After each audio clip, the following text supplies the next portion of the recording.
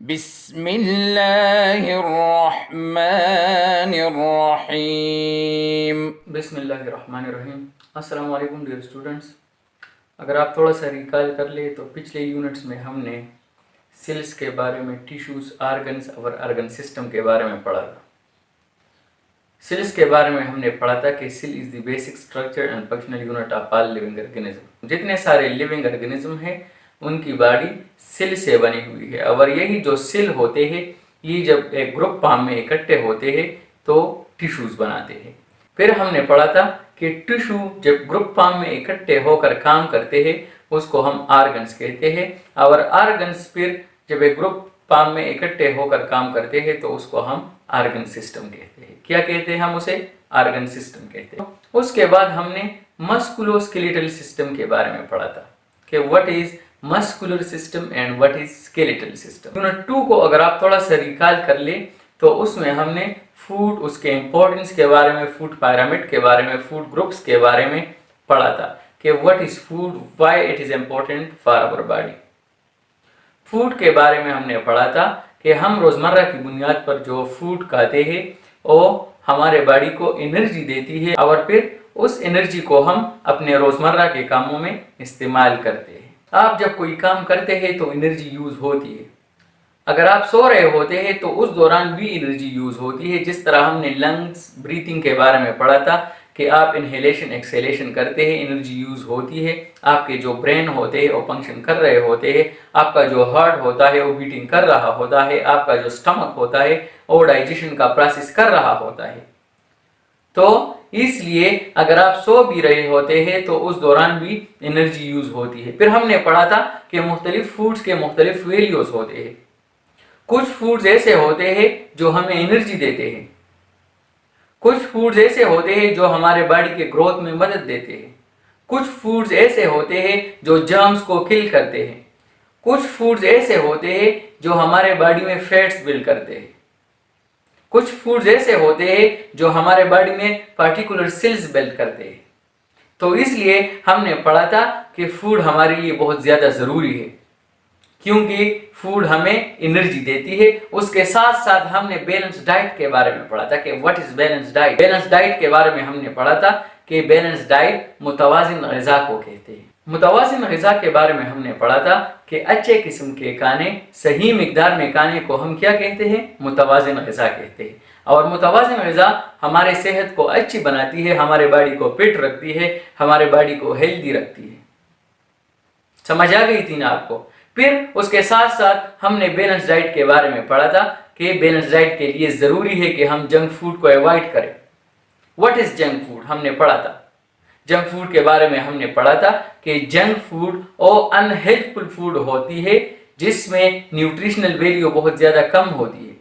उन फूड्स में अगर हम देखें तो उसमें शुगर और फैट्स की मिकदार बहुत ज़्यादा होती है, और उसके मुकाबले में अगर हम प्रोटीन, फाइबर्स, विटामिन, मिनरल्स को देखें तो उसकी मिकदार कम होती है। इसलिए जंक फूड हमारे बॉडी को नुकसान पहुंचा सकते हैं। जंक फूड में हमने पिज़्ज़ास, बर्गर्स, साल्टी स्नैक्स, जो सॉफ्ट ड्रिंक्स होते हैं उसका जिक्र किया था। तो इसलिए ये जंक फूड हमारे बॉडी के लिए नुकसानदेह है, और मुतवाज़िन ग़िज़ा के लिए ज़रूरी है कि हम उसको अवॉइड करें। उसके साथ साथ हमने फूड ग्रुप्स के बारे में पढ़ा था कि हम रोज़मर्रा की बुनियाद पर जो खुराक खाते हैं उसके मुख्तलिफ कैटेगरीज है, उसके मुख्तलिफ ग्रुप्स है। कार्बोहाइड्रेट के बारे में हमने पढ़ा था कि ये हमारे बॉडी को एनर्जी देती है, और उसको हम सेकेराइड कहते हैं। सेकेराइड का मतलब है शुगर। सेकेराइड का क्या मतलब है? Sugar molecule. इस तरह हमने प्रोटीन के बारे में पढ़ा था कि प्रोटीन भी हमारे बॉडी को एनर्जी देती है, और ये भी एक मैक्रो मॉलिक्यूल और बायोलॉजिकल मॉलिक्यूल है। प्रोटीन एक बायोलॉजिकल मॉलिक्यूल है। बायोलॉजिकल मॉलिक्यूल के बारे में हमने पढ़ा था कि बायोलॉजिकल मॉलिक्यूल्स वो मॉलिक्यूल्स होते हैं जो हमारे बॉडी में प्रेजेंट होते हैं, जो लिविंग बॉडीज में प्रेजेंट होते हैं, जो लिविंग बॉडीज को बनाते हैं, उसको हम क्या कहते हैं? उसको हम बायोलॉजिकल मॉलिक्यूल कहते हैं। इसके साथ साथ हमने पढ़ा था कि प्रोटीन को हम बॉडी बिल्डिंग फूड कहते हैं। बॉडी बिल्डिंग फूड हम उसको इसलिए कहते हैं क्योंकि वो हमारे बॉडी को बनाती है, हमारे बॉडी में प्रेजेंट होती है, हमारे बॉडी में जितने सारे सेल्स है उन सारे सेल का हिस्सा। उसके साथ साथ हमने डाइटरी फाइबर्स का जिक्र किया था कि डाइटरी फाइबर्स का एक अहम रोल ये होता है कि उसकी मदद से हमारे बॉडी में जो वेस्ट मटेरियल होते हैं और डाइजेस्टिव सिस्टम के जरिए हमारे बॉडी से निकल जाते हैं।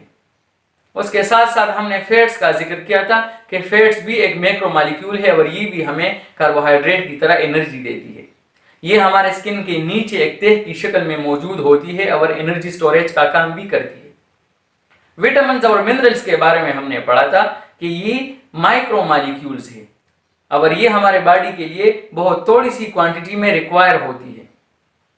मिनरल्स के बारे में हमने पढ़ा था, कैल्शियम, आयोडीन, फास्फोरस का जिक्र हमने उसमें किया था कि हम अगर कैल्शियम को देख ले तो हमारे बोन्स और हमारे टीथ को बिल्ड करती है, हमारे टीथ और बोन्स को मजबूत रखती है। इस तरह हमने विटामिन का जिक्र किया था कि मिनरल्स की तरह विटामिन भी हमारे बॉडी के लिए थोड़ी सी क्वांटिटी में रिक्वायर होती है। जिंदगी भर के लिए 250 ग्राम्स विटामिन हमारे बॉडी के लिए दरकार होती है। विटामिन की बहुत सारी किस्में हमने पढ़ी थी, vitamin A, B, C, D और के। इस तरह हमने फूड पिरामिड के बारे में पढ़ा था कि what is food pyramid. Food pyramid के बारे में हमने पढ़ा था कि इसको हम सादा लफ्जों में, सादा जुबान में ग़िज़ाई जंजीर भी कहते हैं। फूड पिरामिड एक ऐसा चार्ट है जिसकी मदद से हम अपने रोजमर्रा के खानों का चुनाव कर सकते हैं। फूड पिरामिड में हमने अलग से 6 ग्रुप्स का जिक्र किया था। उसके बाद अगर हम देखें तो हमने वाटर और एक्सरसाइज का जिक्र किया था कि जिस तरह बैलेंस डाइट हमारे लिए बहुत ज्यादा जरूरी है, इस तरह वाटर और एक्सरसाइज भी हमारे बॉडी के लिए बहुत ज्यादा जरूरी है। हमारे बॉडी में जितने सारे सिस्टम है, जितने सारे ऑर्गन्स है, उनकी प्रॉपर फंक्शनिंग के लिए वाटर बहुत ज्यादा जरूरी है। जितने सारे मटेरियल्स होते हैं वाटर के जरिए बॉडी के हर एक पार्ट तक कैरी हो जाते हैं, हर एक सेल तक कैरी हो जाते हैं। वाटर के साथ साथ हमने एक्सरसाइज का जिक्र किया था कि जिस तरह बैलेंस डाइट और वाटर हमारे बॉडी के लिए जरूरी है, उस तरह एक्सरसाइज भी हमारे बॉडी के लिए बहुत ज्यादा जरूरी है। प्रॉपर एक्सरसाइज अगर हम करते हैं तो इससे हमारे जो मसल्स होते हैं, हमारे जो बोन्स होते हैं, वो मजबूत होते हैं। एक्सरसाइज की वजह से हमारी जो ब्लड सर्कुलेशन होती है वो इंप्रूव होती है। किस तरह इंप्रूव होती है हमने पढ़ा था कि जो ब्लड है हमारे बॉडी में, इसको कंटिन्यूसली सर्कुलेट होना होता है, क्योंकि ये हमारे बॉडी में जो लिवर है इसमें डिजॉल्व फूड होता है, उसने हीट जनरेट किया होता है जिसको हर एक सेल तक पहुंचना होता है ब्लड के जरिए। ये जो ऑक्सीजन होता है इसने ब्लड के जरिए हर एक सेल तक पहुंचना होता है, इसलिए ब्लड ने बॉडी में कंटिन्यूसली सर्कुलेट होना होता है। और ये किस तरह इंप्रूव होगी ब्लड सर्कुलेशन? एक्सरसाइज की वजह से, ये हमने पढ़ा था। फूड प्रिजर्वेशन और कुकिंग की बात हमने की थी कि जो कच्चे फूड्स है, जिस तरह हमने ताज़ा सब्जियों का जिक्र किया था कि उसको अच्छी तरह से धोना चाहिए और अच्छी तरह से पकाना चाहिए। जब हम फूड को पकाते हैं तो उसमें जितने जरासीम होते हैं वो मर जाते हैं, और अगर हम ओवर कुकिंग करते हैं, बहुत ज़्यादा देर तक उसको पकाते हैं, तो उसमें जितने सारे विटामिन होते हैं, मिनरल्स होते हैं, वो ख़त्म हो जाते हैं। तो फूड को खराब होने से बचाने के लिए हम उसकी प्रिजर्वेशन भी कर सकते हैं, उसको मुंजमद भी कर सकते हैं, उसको फ्रोजन भी कर सकते हैं। अच्छा बच्चों, आज हम तीसरा यूनिट स्टार्ट करने जा रहे हैं जिसका नाम है digestion. What is digestion? Digestion वो प्रोसेस है जिसके जरिए लार्ज फूड मॉलिक्यूल की ब्रेकडाउन होती है इनटू स्मॉल फूड मॉलिक्यूल। हमारे बॉडी में जितने सारे सिस्टम है उनकी प्रॉपर फंक्शनिंग के लिए फूड मॉलिक्यूल बहुत ज्यादा जरूरी है, फूड बहुत ज्यादा जरूरी है। लेकिन हम जो फूड खाते हैं उसमें लार्ज मॉलिक्यूल्स भी होते हैं, और वो लार्ज मॉलिक्यूल हमारे ब्लड स्ट्रीम में शामिल नहीं हो सकते आसानी से, और हमारे बॉडी के हर एक सेल्स तक नहीं पहुंच सकते। इसलिए पहले जरूरी है कि उन लार्ज फूड मॉलिक्यूल की ब्रेकडाउन हो जाए।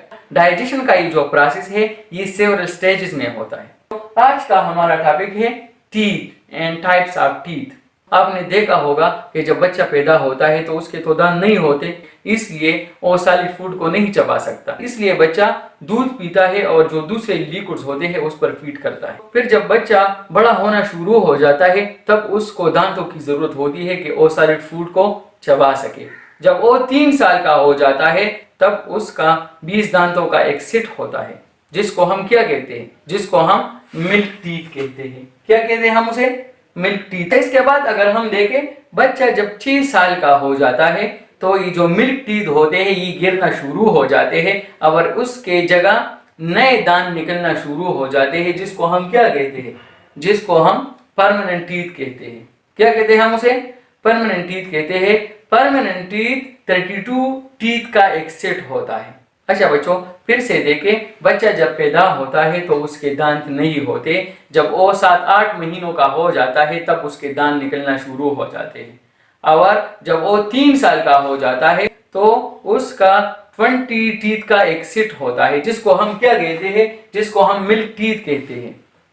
और ये मिल्क टीथ जब बच्चा 6 साल का हो जाता है ये गिरना शुरू हो जाते हैं और इन दांतों की जगह नए दांत निकलना शुरू हो जाते हैं, जिसको हम क्या कहते हैं, जिसको हम परमानेंट टीथ कहते हैं। क्या कहते हैं, उसको हम परमानेंट टीथ कहते हैं। परमानेंट टीथ 32 टीथ का एक सेट होता है। अगर हम परमानेंट टीथ का ख्याल रखते हैं, मसवाक करते हैं, ब्रश करते हैं, तो ये जिंदगी भर खराब नहीं होते, जिंदगी भर ये फिर नहीं गिरते। अच्छा, उसके बाद अगर हम देखें तो आज का हमारा दूसरा टॉपिक है टाइप्स ऑफ टीथ। टीथ के 4 टाइप्स हैं, incisors, canine, premolars and molars. What is incisors? देखिए बच्चों, फ्रंट के जो 4 दांत होते हैं, 2 इन अपर जा एंड 2 इन लोअर जा, इसको हम क्या कहते हैं, इसको हम इंसाइजर्स कहते हैं। ये किस तरह होते हैं शेप में, ये अगर आप देखें तो ये फ्लैट होते हैं और इसको हम फूड कटिंग और बाइटिंग के लिए इस्तेमाल करते हैं। अच्छा बच्चों, उसके बाद अगर हम देखें दूसरा टाइप क्या है टीथ का, कैनाइन।